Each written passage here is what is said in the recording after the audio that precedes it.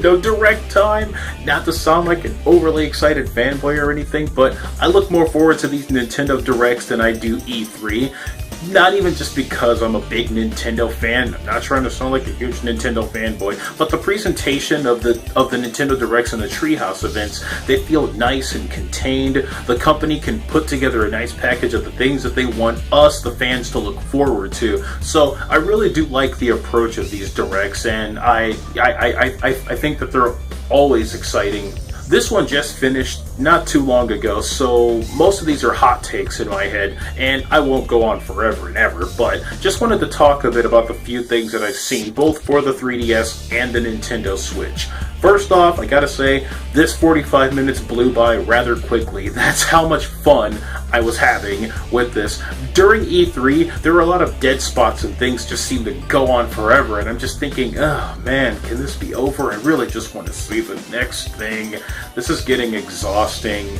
All right, PlayStation, you've got VR. It put me to sleep, but now I'm not gonna go out of my way to trash the other platforms or anything. Just talking about the things that I've seen here. For the most part, I was rather surprised by some of the things that I saw and some of the things that I didn't. I would consider this a relatively home run presentation. And by that I mean they hit on a lot of key areas that I think owners of the Switch who might have been feeling antsy about owning the console for the past couple of months, but felt that they didn't have anything to look forward to outside of a slew of indie games. They've got third-party games coming, they've got some pretty big heavy-hitting titles, and they focused on a lot of the things that are coming out in the coming days and weeks, like Pokken Tournament DX, Metroid 2, Samus Returns, which comes out in 2 days.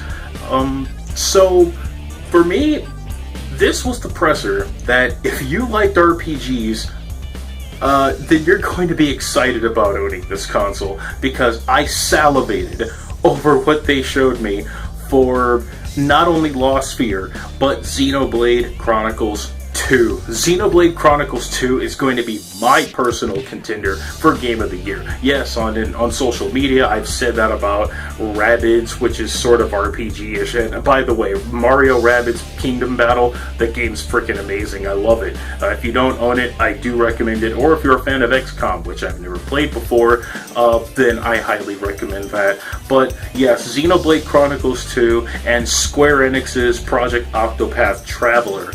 I don't care if Final Fantasy 15 winds up on the Switch. If it does, fine, whatever. Or if Kingdom Hearts winds up there, it really doesn't matter. I don't care about those, because Project Octopath Traveler and Lost Sphere kind of commanded a good deal of my attention.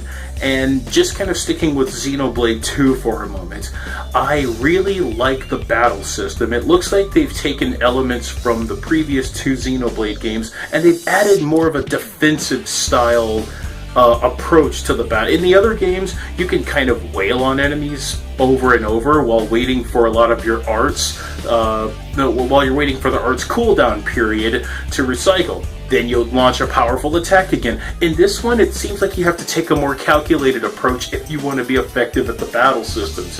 And the weapons and the blade arts and the swords themselves, which I thought looked a bit like Sanpak Toast from Bleach, that's going to be a fun mechanic to tinker with. I like the characters so far, or at least from what I've seen, and the story and the lore and the way that the world is laid out seems to kind of fall parallel to what the original Xenoblade Chronicles did, and I like that. They have a rather interesting take on perhaps not really creationism, but life. That's one thing that the Xeno series of games have always done. They've always approached the issue of life, or Gaia, and kind of like the previous games, not Chronicles X, but regular Xenoblade. They had the Bionis, which were the two mechs that suddenly became it spawned progeny, and life and civilization were able to be gathered upon them. I thought that was intriguing, and this game looks to be doing the same thing with a little sprinkling of Chrono Cross in there. I'll talk about that in due time. But there were some similarities there that impressed me. But yes, Xenoblade Chronicles 2. Looking forward to it. Gonna eat up all of my time. I'm probably gonna drop everything else that I'm playing in order to get my hands on that. There were some other things that they had are things that aren't particularly up my alley, like Morphe's Law, and there was the other one, like Athena of Valor, or I'll probably clarify that as I'm bubbling there. Something of Valor, which is a MOBA style game. Don't really play those, not my thing. But if that's your deal, congratulations. Those kinds of games are coming to the Switch. Cool. Online multiplayer, online competitive or co-op multiplayer, not really my deal unless I'm just goofing around in Splatoon or doing a random tag match in ARMS. And the new update for ARMS looks really cool. I'm interested in tinkering with the Lola Pop character. Boy, that was bad phrasing. But ARMS is another game that commands a great deal of my time, so any updates towards that are things that I look forward to. And then there's also the old arcade games that they're going to have. The ACA is bringing a lot of the original Nintendo arcade games, like Mario Brothers, Donkey Kong, Punch-Out! God, I freaking hate the original Punch-Out! I don't like that game at all. It's too hard. The game's too hard. I played it a handful of times as a kid. It ate my quarters, and I've had a grudge against it ever since. I'd rather just go home and play Mike Tyson's Punch-Out! Because I was never good at it. At all. Fire Emblem Warriors. Fire Emblem Warriors is an interesting one. Now, I'm not the biggest Fire Emblem fan. I'm actually rather late getting into the series. I played one game on the Game Boy Advance. I played a little bit of Awakening and I liked it. And I played Fire Emblem Fates Conquest. And so I can't say that I was all too familiar with a great deal of like Fire Emblem lore.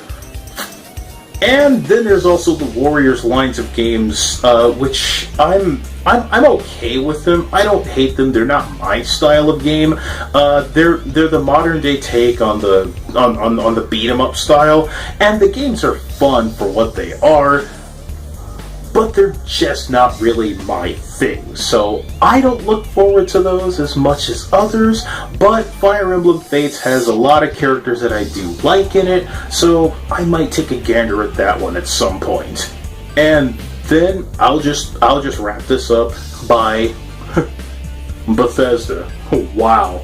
Bethesda they certainly caught me off guard. I know that they had talked about bringing some games to the Switch. I just didn't expect Doom or Wolfenstein 2. Doom or Wolfenstein 2. Do you hear this, Pinkie Pie? Do you hear this, Ryuko Matoi? Do you hear this, Batgirl, digesting this Ryu? Yeah, Doom. That's going to be pretty cool. I already own it on the PS4, and I'm not even a big first-person shooter fan, but there's some that I always come back for, and that's Doom, Red Faction, if it ever goes back to it, and Quake. And occasionally the Wolfenstein, because it's also pretty fun.